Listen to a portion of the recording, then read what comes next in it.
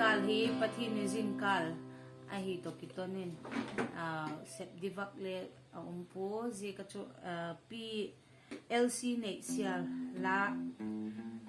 zingdam solno mualdon tumding hita tila hi recording ning ka kisaklai ka hi le on process in a like zil na like ge zikin ka kizil na record kang bol hi ai la ngai thak pik chi tu nang ka thim lo ho a hi lo le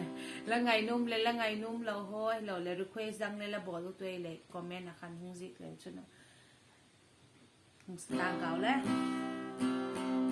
ngai ka guitarist pa hi le Joseph S Lal Thamon kanau pa a hi amen okay Zingdam sol no wal don tung ding hita thang van sol khale si al dan zong liam ta dil khang bu al hong kwang tai kwa fa ding hita khang sing lung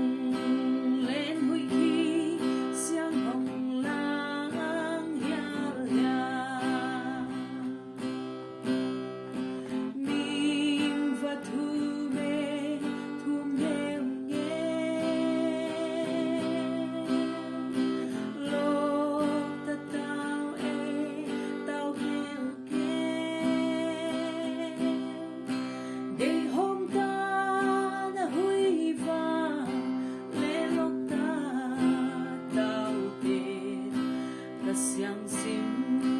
thu hong le thay lệ lệ luôn nan cha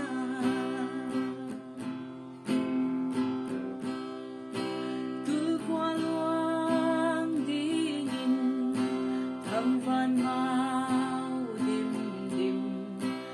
yêu ca sẽ lung ghé gam mong xin vang xa lai zo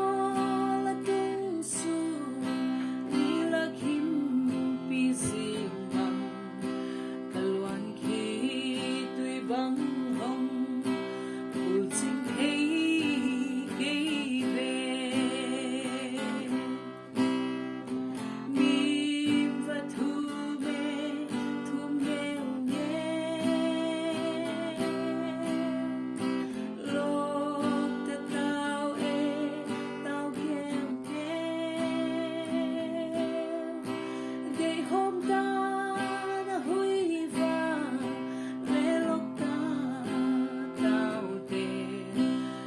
Yang